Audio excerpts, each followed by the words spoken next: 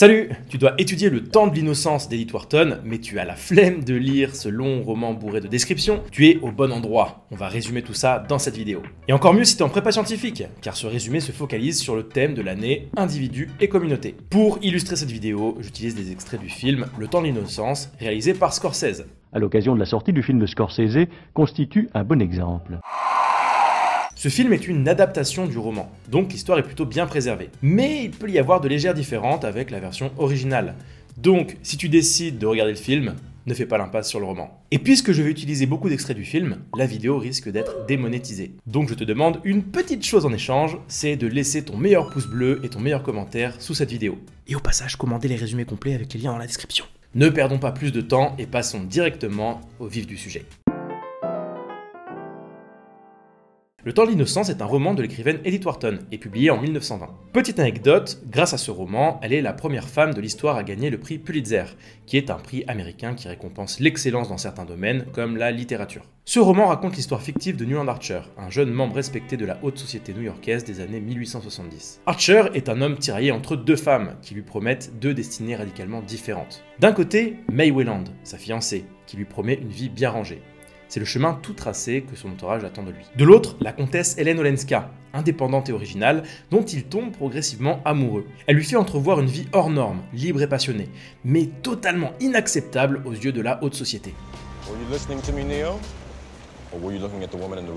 Ah oui, et petite info, Hélène, c'est la cousine de May.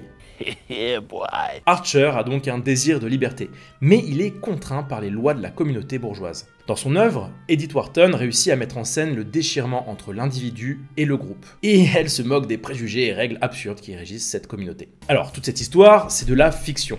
Mais c'est quand même inspiré de la réalité. En effet, Edith Wharton a réellement grandi au sein de cette bourgeoisie new-yorkaise. Passons alors au contexte historique pour en savoir un peu plus. Bon, en fait, il n'y a pas énormément de choses à savoir sur le contexte historique. Je ne m'attendais à rien, et je suis quand même déçu. À l'origine, l'aristocratie new-yorkaise est constituée de vieilles familles riches. Mais progressivement, de nouveaux riches, des self-made men, commencent à s'y intégrer, car l'argent finit par leur ouvrir les portes du prestige. La vie dans cette aristocratie est régie par des codes très stricts. Manière de s'habiller, de se comporter, de vivre en couple. Ceux qui ne respectent pas ces règles sont rapidement exclus de la communauté. Tu dégages! Sinon je t'en colle une! Pour finir, au 19e siècle, c'est compliqué de divorcer, et c'est particulièrement mal vu dans la haute bourgeoisie. Notre législation favorise le divorce, mais nos usages ne l'acceptent pas. Tu pourras retrouver plus de détails dans le contexte historique du résumé PDF, mais pour le moment, c'est suffisant, alors passons à la suite de la vidéo. Le roman est structuré en deux livres. Le premier est composé de 18 chapitres, le second de 16 chapitres. Pourquoi cette division ? Eh bien parce que le récit est structuré en deux phases, articulées autour d'un climax. Le climax, c'est le moment où la tension et les émotions sont au maximum. Dans le premier livre, on assiste à une phase ascendante où la tension monte, ce qui correspond au réveil de Newland Archer. Au début, il se sent à sa place dans la haute société new-yorkaise et il est heureux d'être fiancé à May Wayland. Au même moment, la comtesse Hélène Olenska, la cousine de May, arrive à New York après avoir quitté l'Europe pour fuir son mari, le comte Olenski. Elle cherche la sécurité, mais son statut d'épouse infidèle choque la société.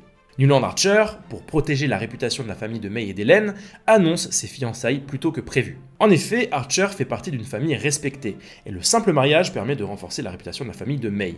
Jusque-là, tout va bien. Mais peu à peu, Archer s'interroge sur la vie monotone qui l'attend avec May, et il tombe progressivement amoureux de l'indépendante Hélène. Dans le dernier chapitre du premier livre, Climax, Archer avoue enfin son amour à Hélène Olenska. Cet amour est réciproque, mais Hélène refuse de trahir May et leurs familles respectives. Mais c'est vous qui l'avez rendu impossible. C'est moi! Dans le second livre, on assiste à une phase descendante qui correspond à la lente désillusion d'Archer.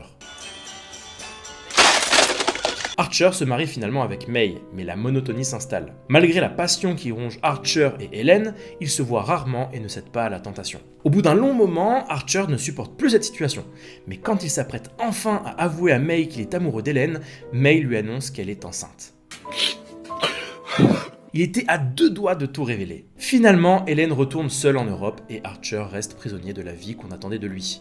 Ses rêves de liberté sont brisés. Et le tout dernier chapitre m'a vraiment... il m'énerve. De nombreuses années plus tard, Archer va aller en Europe et Et je ne dis pas la suite, je laisse le suspense pour te motiver à lire les résumés détaillés chapitre par chapitre. Mais d'abord, faisons un rapide tour du côté du résumé express. Ici, il ne s'agit pas d'un résumé linéaire, mais plutôt d'un résumé thématique en se focalisant sur les différents personnages. Alors avant de passer à la suite, il est intéressant d'avoir un aperçu rapide de l'histoire. Et c'est ce qui vient d'être fait dans la partie précédente de la vidéo, intitulée « Structure de l'œuvre ». Si tu l'as manqué, je te conseille de la consulter avant d'aller plus loin.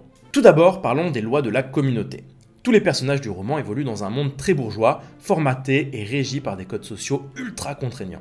Cependant, ces codes font force de loi. Ne pas les respecter, c'est risquer d'être jugé infréquentable. Nos 3 personnages principaux ont chacun un rapport différent à ces codes sociaux. Hélène Olenska agit comme bon lui semble, sans se soucier des règles. Elle adhère de manière distante aux codes de la bourgeoisie new-yorkaise. À l'opposé, May Wayland est figée par son éducation conventionnelle. Elle est incapable de remettre son mode de vie en question. Elle adhère de manière absolue aux codes sociaux de la bourgeoisie. Entre les deux, nous avons le fameux Newland Archer. Au départ, il est attaché à toutes ces habitudes superficielles de la bourgeoisie. Mais en traînant avec Hélène, il souhaite se libérer de tout ça. Archer adhère donc de manière relative aux codes sociaux de la bourgeoisie. Ensuite, on peut parler de la hiérarchie des familles. Et oui, les familles les plus riches et influentes, comme les Van der Leyden ou les Manson-Mingot, exercent un grand pouvoir et peuvent ternir ou au contraire protéger la réputation des autres. Par exemple, Madame Manson-Mingot, la grand-mère de May Wayland et d'Hélène Olenska, est une véritable chef de clan. Ensuite, on peut citer Louisa et Henry Van der Leyden, la tante et l'oncle de Newland Archer, qui ont un pouvoir quasi souverain. À côté de ces personnages influents, certains jouent le rôle de petits juges des bonnes mœurs, comme Sillerton Jackson ou Lawrence Leffert. Mais regardez-moi ces 2 commères. Bref, dans ce milieu bourgeois où tout le monde s'observe, chacun est donc extrêmement soucieux de conserver le prestige de sa maison. L'honneur familial prime sur le droit individuel. Par exemple, la famille Manson-Mingot veut protéger la réputation d'Hélène Olenska. Mais en contrepartie, les membres de la famille lui demandent de ne pas divorcer. A l'inverse, cette même famille va mettre à l'écart Regina Beaufort, qui est la petite nièce de Madame Manson-Mingot, car son mari, le banquier Julius Beaufort, fait faillite pour des raisons douteuses. Ton nom était bien Beaufort quand il te couvrait de bijoux. Il doit donc rester Beaufort maintenant qu'il t'a couvert de honte. Maintenant, on peut citer des personnages qui résistent aux conventions de cette société. Hélène Olenska ne se pliera jamais vraiment au code new-yorkais et finira par retourner en Europe après avoir obtenu son divorce. Newland Archer essaye de s'émanciper. Il aimerait fréquenter le milieu intellectuel ou alors partir en voyage avec May avant leur mariage. Mais ça ne se fait pas. Il y a aussi Julius Beaufort, celui qui est devenu riche mais qui a fait faillite. Alors lui, il se moque totalement de la bienséance. Il fréquente des artistes, trompe sa femme, se montre nonchalant en public. Elle est d'une adresse folle. Oui, mais c'est la seule cible qu'elle soit capable d'atteindre. D'ailleurs, il fréquente Hélène Olenska sans se soucier des rumeurs. Étonnamment, on peut aussi citer Madame Manson-Mingot. Malgré son côté chef de clan, elle a un petit côté indépendant qui la conduit parfois à faire des écarts. Qu'ai-je encore dit? C'est notamment elle qui autorise sa petite fille Hélène de divorcer. Mais bon, personne ne lui dit rien car c'est la bosse. Malgré la rigidité des codes et des préjugés, on devine au fil du roman que la société new-yorkaise change en profondeur. Les personnages conservateurs, comme les Van der Leyden et la famille Wayland, semblent mourir à petit feu en même temps que la disparition des traditions. Le dernier chapitre, qui se déroule 30 ans plus tard, montre une société beaucoup plus ouverte. Les enfants d'Archer et de May sont libres de penser et d'agir comme ils le souhaitent.